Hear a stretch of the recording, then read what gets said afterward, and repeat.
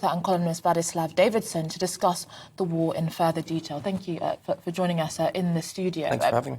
Well, where do you think we are at when it comes to this war? I mean, we've been discussing earlier this week, we have a new Prime Minister here in the UK, and he has committed to continuing to stand shoulder by shoulder with the Ukrainian people. But this is now becoming a much longer war than what people originally foresaw at the beginning. Yeah, I mean, it was obvious to some of us in the expert community and those of us who spend time in Ukraine covering the war that this could go on for a very, very long time. There were already, even last spring, friends of mine, colleagues of mine who said this could go on for a couple of years. This could go on the timeline of Syria as opposed to the timeline of the American invasion of Iraq or something like that. This could certainly easily go on till springtime, and I would put my money on springtime at the very latest. So this could go on for, sadly, a very long time. Now, there's a big historical meme about fighting wars in the winter in this part of the world. Of course, it defeated Napoleon, it defeated Hitler, and indeed, it's going to be very tricky to see how either side will make significant gains when it comes to pretty cold, potentially very muddy winter in Ukraine. How will the change in the season affect the dynamic in the war?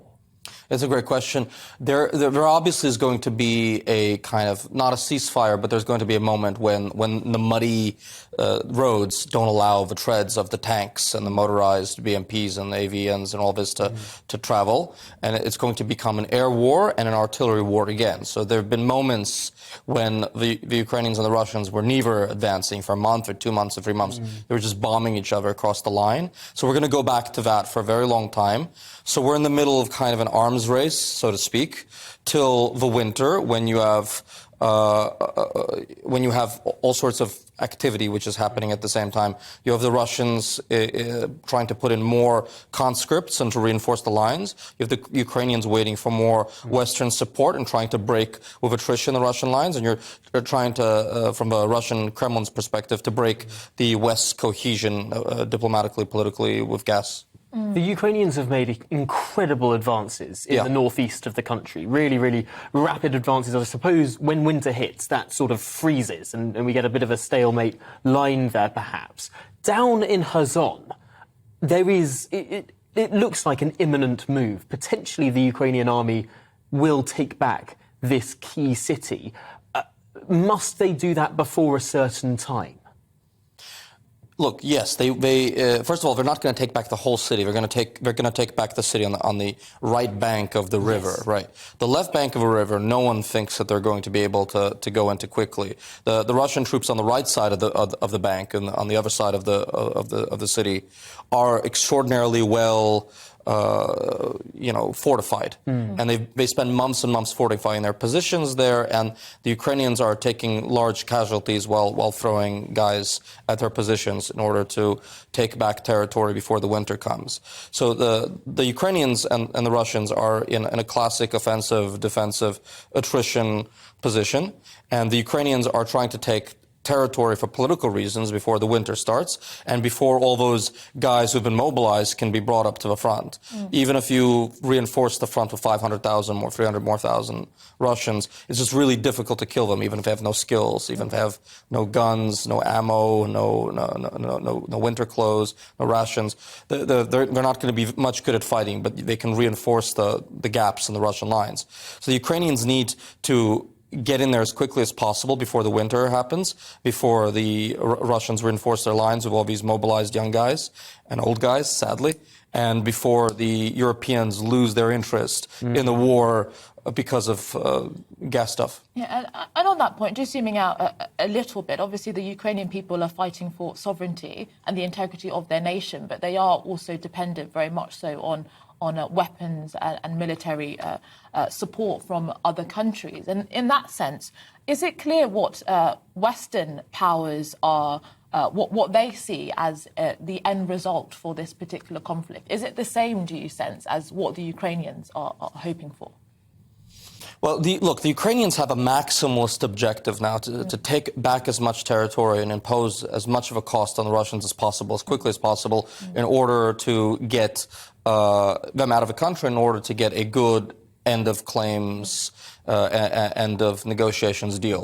Obviously, there are no negotiations yet, and neither side has an interest right now in negotiations. Neither side has signaled that it's willing to negotiate right now. It's not like one side wants to end this now and the other one does not.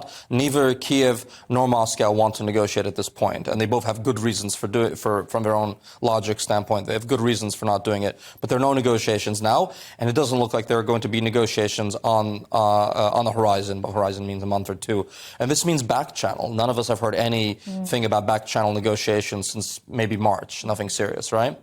And by the way, the Ukrainians, at a certain point, were kind of willing to make a deal, but then they found all those dead bodies in Irpin, in Bucha. Now, every time they retake a town, they find on the outskirts of town a mass grave with women, kids, former Ukrainian servicemen. Even if the government wanted to make a deal at this point, I think like 86, 87% of a population, 84% of a population, according to the last polling that I've seen, just wants to keep fighting till the end. There's just a lot of cohesion on the Ukrainian side. It's remarkable as well how this war seems to have pushed a lot of areas that used to be more sympathetic to Russia. Now they feel more Ukrainian as areas. If anything, Putin's whole grand master plan has backfired in that way. Completely stupid. This thing was like very badly fought through. He's an old man. He lives in a bubble. He is Homo Sovieticus to the core. He's a person who grew up in the shadow of World War II, and in his old age has become more and more Soviet. This is the last generation of Soviet leaders who are running Russia. You literally have to be 70 years old to be a member of his cabinet. The average person in his cabinet is about 63, 64. And the average Ukrainian in Zelensky's cabinet is about 43, 44. So, as much as this is a post-Soviet war, it's also a generational war between people within the Soviet Union, right? We all speak Russian. You can't tell who's who by looking at someone or by hearing them talk. You Brits, I come here, you all know who everyone is. A Scot who knows who a Welsh person is, and an Englishman knows immediately who an Irish person is. And in Ireland, they know who's a Protestant or who's a Catholic. We don't know who anyone is. We're all mixed. We all look the same. We're all. It's a matter of mentality. Like, I can't look at you and know you're a Russian or Ukrainian, or you speak Russian at home, a Ukrainian at home, or you're Orthodox or Greco-Catholic. There's none of that. It's entirely a question of mentality, a question of identity, right? So fascinating. An ideological war is